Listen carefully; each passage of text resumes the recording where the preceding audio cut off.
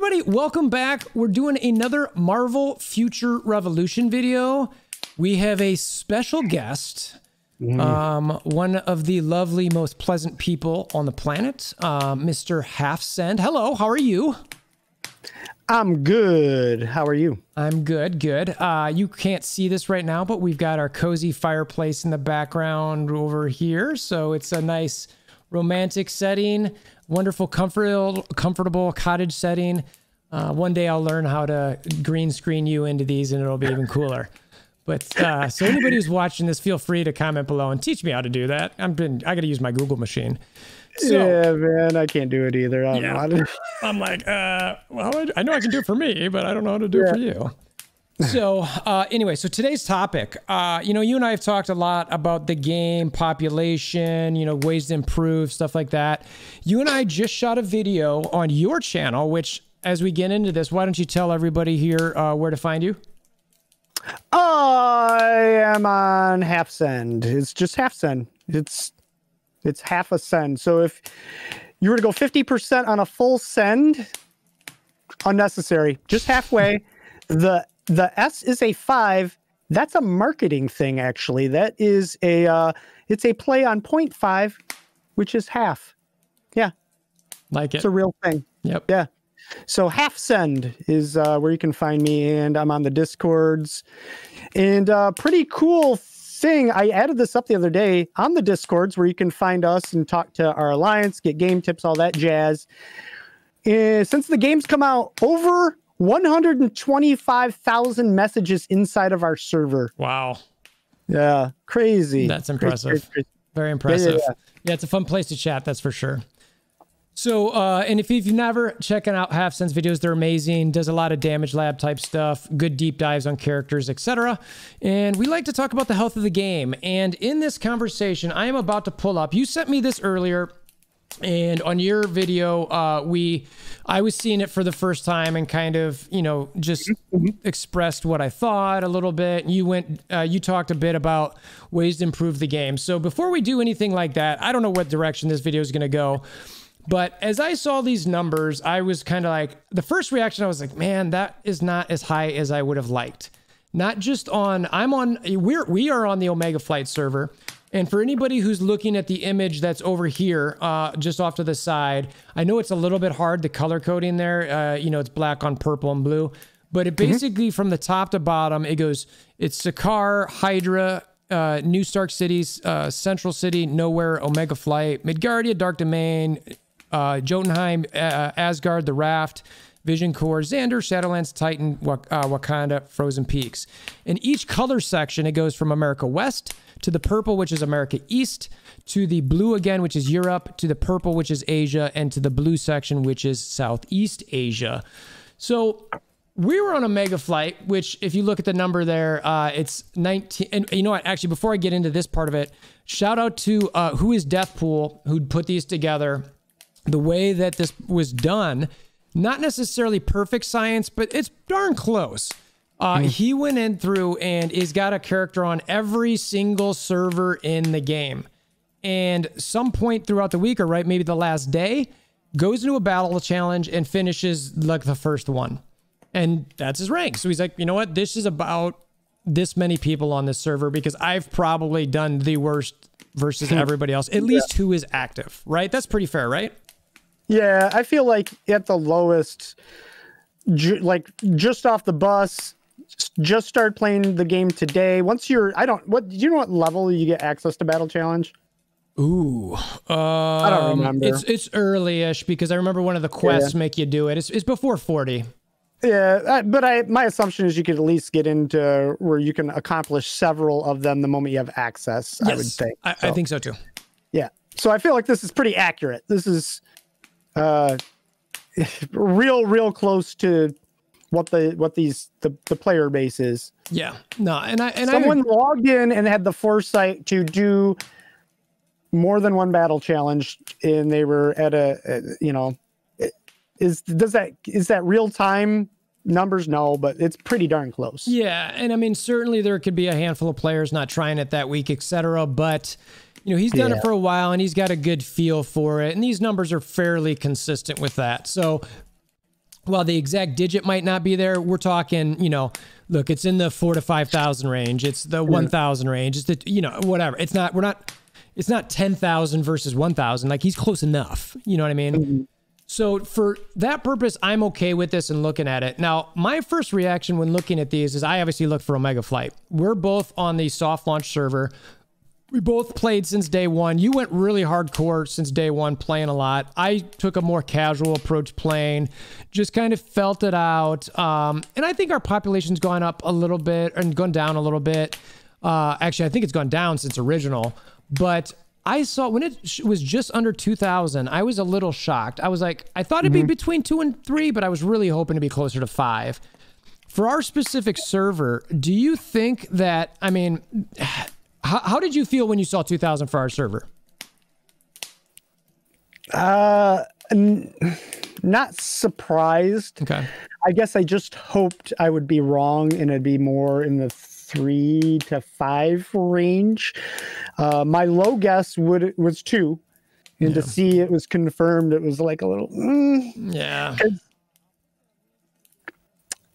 Just because I don't know what the ratio per day for new to exiting players is, you know, like I don't know if that does that number slowly go down over time, or does it slowly go up over time now? We're playing where the place the game is right now. Yeah, yeah, and when you look at the other servers throughout the globe, you know, it ranges from we're close to the bottom, we're bottom 3. The lowest number I see on here is 1,700, which is Xanderth, which is an Asian server. And the Asia server's got a couple low ones there. And then the highest one that I see, I believe, was in Europe. And the Europe servers seem to be pretty high up there, along a couple in the America East server above 5,000. The highest one I see on here looks to be the Asgard server with 6,100 people. I need to get in touch with some folks over there just to see in general how it feels to be on that server. I don't know if... My guy, Tony Bing, I don't know if you remember him from MSF, but he's more into Marvel's Avengers. I know he played this game for a bit. I need to touch base with him because I think he might have been on that server as well. I want to hit him up on something like, because the thing you and I talk about probably the most with all this stuff is the community feel. You know, what would it be like if we had more people? You know, we're in a very strong alliance in Omega Flight. We're typically, and we've got a lot of strong, like-minded people in our server or in our alliance. And I'd say that it's the strongest, alliance in the server as far as power goes, right? I mean, I think it's. Yeah, but there's always been this perception that people believe there's this massive advantage to starting 2 months early. That was erased a long time ago. I would agree with that. At one point, there was an alliance. We felt like an alliance where it had our number, and they're competitive, but they're obviously stronger than we are. Yeah, I was just gonna go to. You're talking about penthouses, right? Yeah. We've matched against them consistently in Alliance Omega War, and it doesn't take a rocket scientist to see that the math adds up to they are more powerful than we are. Yeah, they are. Yeah, and they've got us. I think they're a game or 2 above us in win ratio at this point. I think we've got the last couple against them. Yeah, but I'll say this too: it's the nature of that game mode is where large swings can happen that I don't feel necessarily illustrates who was dominant in the match. We've had some where they're up by 4, 5, 6,000 points. You kill the right person at the end and you run away. The same thing happens in Omega War, the regular Omega War mode, where it could be where the other team is dominating, which they have done to us. And there's just, you kill the right person at the right time because they're holding a lot of points and there's this huge swing. I don't feel as though some of our wins were reflective of the power difference between the alliances. They're a very big alliance. Yeah. So, you know, circling that type of concept to this population thing. So we've got a small server. We'll match up with somebody like them. You know, they've all had a server merge recently, which is part of the reason you see some of those higher numbers. And we've also seen some of those bigger alliances consolidating into even bigger alliances. Do you think that if we had a bigger population on one in our server and in general in the game, that it would be it would make for more fun. You know, in your video, we talked about whether it would be less toxic, actually, because you know, at least on our, when you get a smaller community, you tend to be able to focus on particular neighbors, is the analogy I used on your video. Yeah. I mean, what do you think about that idea? Yeah, I think if this wasn't under 2,000 people we were talking about, and this was, I made the comparison to where where our server would be if Penthouses was on our server, and let's say they were in Dark Zone with us. Public perception of us would dramatically change. It's manufactured. Our alliance is actually full of a lot of awesome people that are not interested in leaving at all. We have had people that we have been in competitive gameplay with for a couple of weeks now that are applying. Like we have got a waiting list, and people. I think at the end of the day, there are a lot of people realize that it's everyone wants to compete and be challenged in this game, and if I also want to be part of that. And they recognize that there's a lot of good personalities on this. Not to say that everybody doesn't have their outspoken people that enjoy trolling and things like that. They're in every alliance. But I think generally speaking, people realize that it's just a manufactured public perception, and that is because the server's so small. Yeah, it feels like people are being picked on, and it's not. You're playing the game how it's intended. There's not anybody here that's more or less trolly than the next alliance. There's some wildly toxic people in other alliances that want you to think that they're the Superman and coming in and helping, like, and it's not. That's not what it is at all. That they're creating a lot of the drama. It's just a weird game. It's because it's so small. Yeah. Like, I actually preferred it when I felt like on Omega Flight there was a lot more people there. And my name was referred to more publicly in the World Chat server because of YouTube, and less because of Dark Zone or whatever. The alliance you're in or what you're doing. In reference to X-Force or something like. I would. Yeah. Yeah. No, I think that's a fair point. So, you know, as we're looking at these numbers and trying to figure out, so obviously, I think we both agree that. And I mean, this is kind of a no-brainer, but the better the numbers, I think the more the higher the numbers, the more enjoyable the gameplay will be for everybody. You know, I used the analogy on your video about a boxing weight classes, you know, and if you've got a number of heavies and, you know, or 2 heavyweights, you know, 5 middle or, you know, 30 lightweights or whatever it might be, you know, the heavyweights and the middleweights have to fight somebody. And I've experienced this in other games where it's like, there is going to be some of that, but if you have some more heavyweights or some more middleweights, that can fight each other, you don't get that overlap in classes very much. So anyway, ideally, I think anybody who likes this game, anybody who's watching this video has probably got interest in, man, yeah, I would love to see these numbers go up. How to do that, we talked about that a little bit in your video. We might dabble in that a little bit here. I definitely, and we've talked about this in your video and elsewhere, the marketing for the game. You know, you mentioned that you thought that we still might be in what I think you mentioned, I think you called it a beta test sort of thing with the game. I'll look at it as similar, but also a game that's polished, but there's clearly things that are missing that could make it better. Like you'll mention, you know, further PvE end game content, which could intrigue people. And that might be something that they're trying to hone in on. Part of my theory, and I don't think I said this in your video, but I started to wonder is, I wonder if in-house they decided like, look, we've got a good game here that is worthy of release. It might not be great on release, but it's worthy of it at this point. Let's go ahead and release this. And I agree with that. When the game first came out, myself and a lot of other people would have given it an 8 or 9 out of 10. Yeah. It felt like it's just, as the game has moved forward, there's shortcomings with, you know, the spend ceiling and other things that I feel like if the game had been more polished, we wouldn't be experiencing at this point where people were leaving. Yeah, and I think some of it, you know, you took a different approach that I did to start. I was a slower player. You progressed faster. I remember some other content creators who are no longer playing this game. Some of them quit in the first couple weeks because they just progressed so quickly that they had nothing to do. You know, and I think that sort of ties into, you know, this concept that Netmarble might have released a game that was, you know, still had things they wanted to make it as far as to get to the point where it's a global marketing campaign. So I'm hopeful that, well, in one, I think there was two things. There's still, you know, they might release and say, all right, let's see what we get. Because there are going to be metrics they look at that say, we're going to spend X amount of dollars on marketing. Yeah. And those metrics clearly aren't being hit for wrong, any reasons. They're like, all right, well, you know what? We're not hitting it right now. We need to go further into this. And hopefully they develop it more. And then as they get those, like the Black Friday deals were insane. Everybody I knew that was even a light spender spent hundreds of dollars at least. You know what I mean? And it was some thousands. And it was just sort of thing where it's like, man, and that's because of, in my opinion, the game is fun at its core. You know, it needs some further modes so that we take our avatar to have that fun.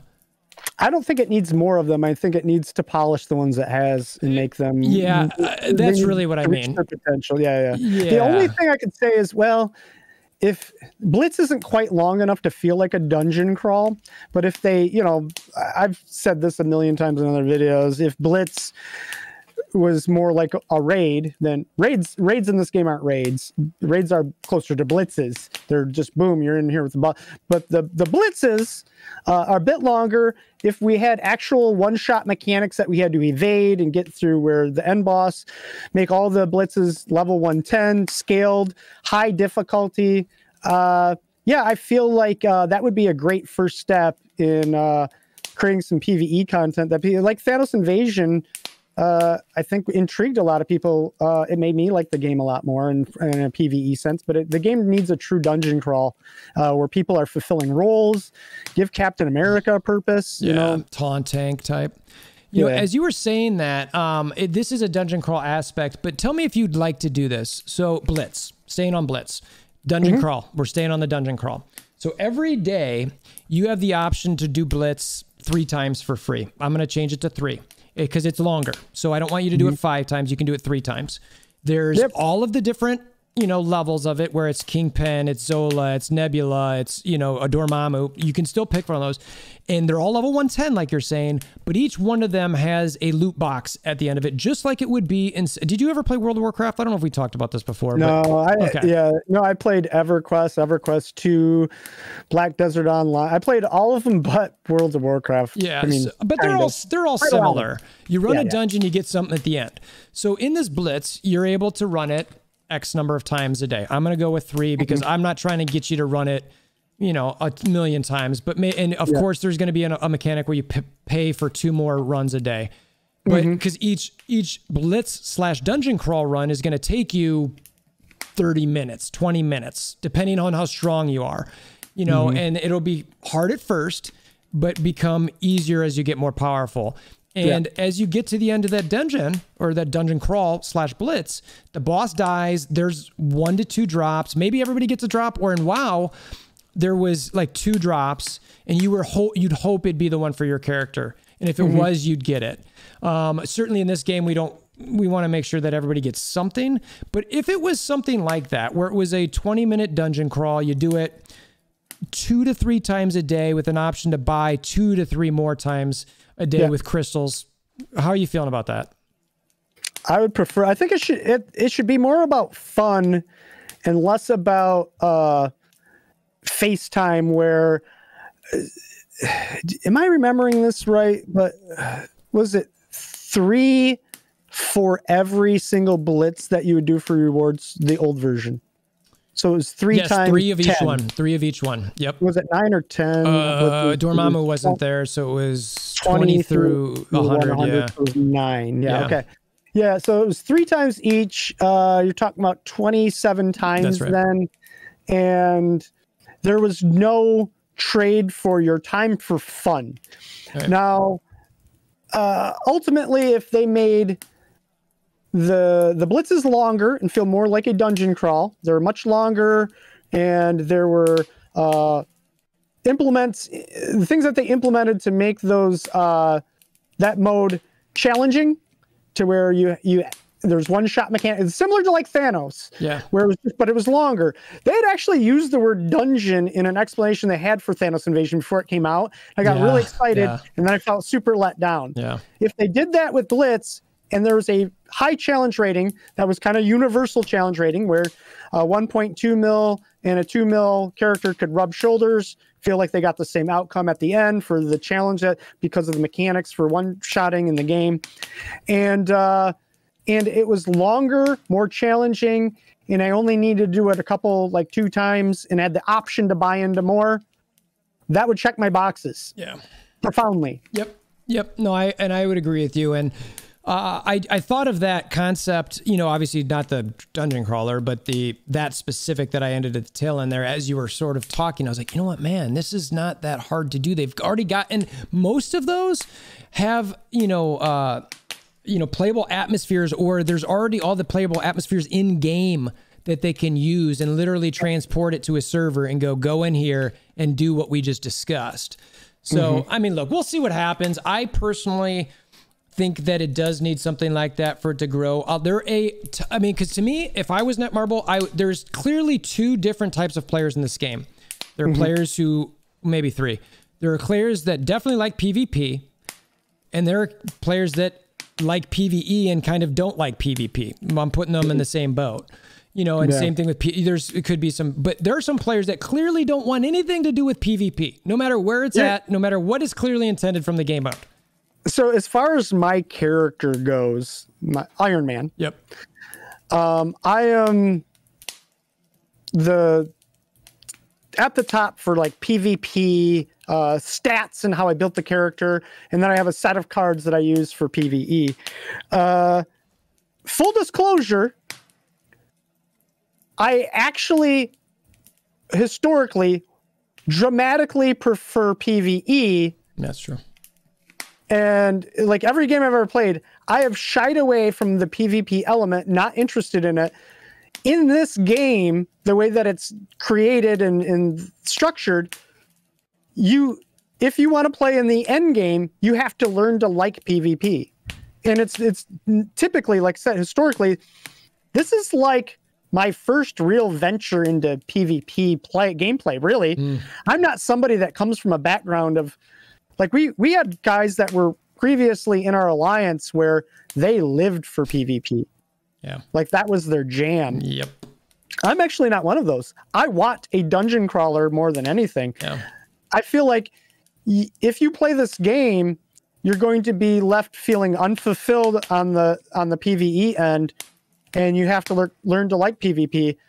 And that's a big shortcoming for the game, I feel like. That's why a lot of our conversation in my video was all the fixes have to be on the PvE side. That's where everything, to market this to other people, that's all the stuff you got to fix. Yeah. Is the PvE side. That stuff there's no trade for fun there. No. None of those modes. Yeah. No, and I agree. It was funny because we did another video where we were talking about the best characters in game, and one of the concepts we were talking about was PvE, and you sort of said, well, there's not really any PvE content in the game. You auto everything, and I said, you're right. The only thing I actually think of for PvE content is Dark Zone bosses, and there's a PvP component to that because you have to fight people there if you're fighting over a boss. So it's not true PvE, but when I look at like end game PvE, if I'm totally factoring out any PvP aspect, that's it.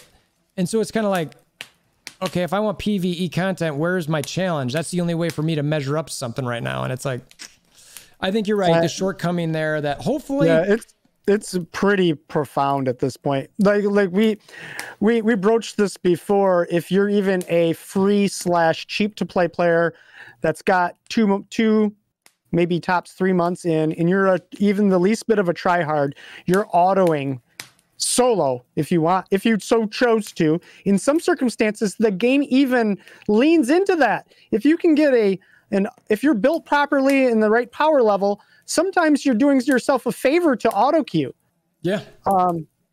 These are some pretty big oversights in my opinion, and because of them, I think that hurts the player base on some level, especially because all the PvP stuff caters to people that spend money.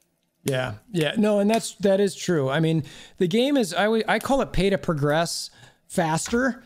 And as someone who's experienced it myself, where I went free to play, slight spending, and then a bit more spending, I can see that. I'm like, okay, like I'm not competing with you on the PvP field.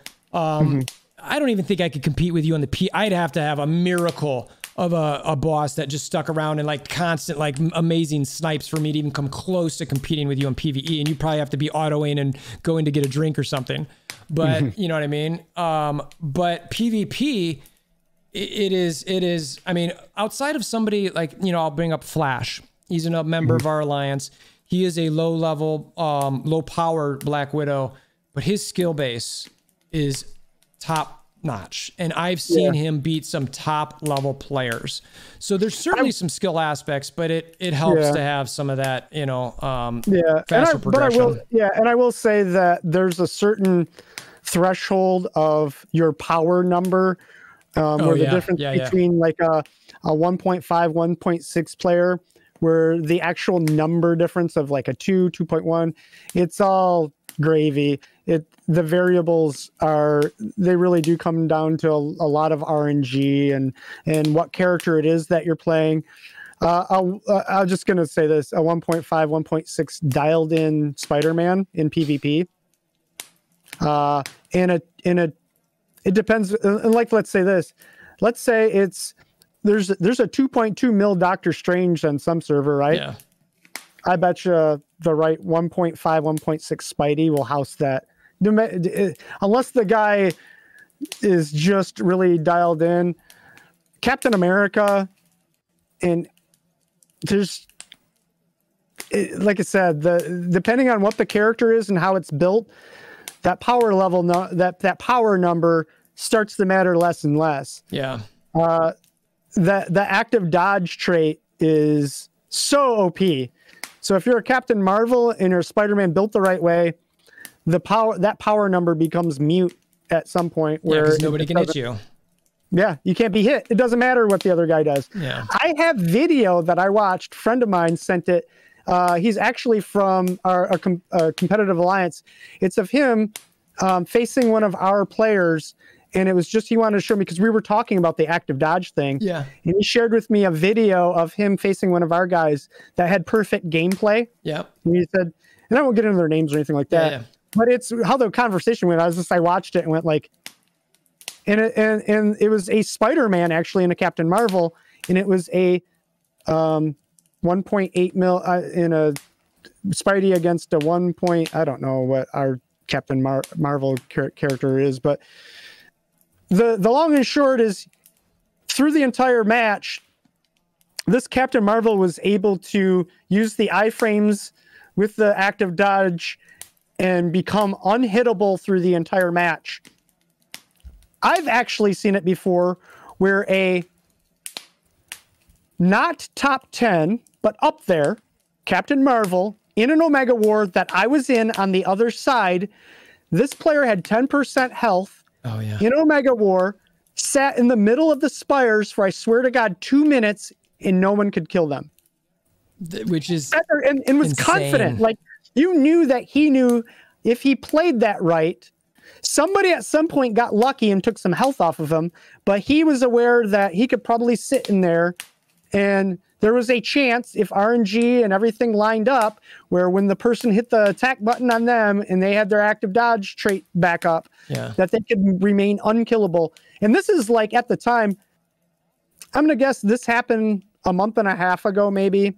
So that just gives you some context. He was probably a 1.2 mil Captain Marvel, maybe. Okay. Unkillable for like 2 minutes with me trying to kill him. Like every time he was invincible. Which is sort of crazy, honestly, because I mean you're a very, very strong character in the game, so it's kind of like, it made me feel kind of dumb. Yeah. Like, actually, like I was like, I can't do that.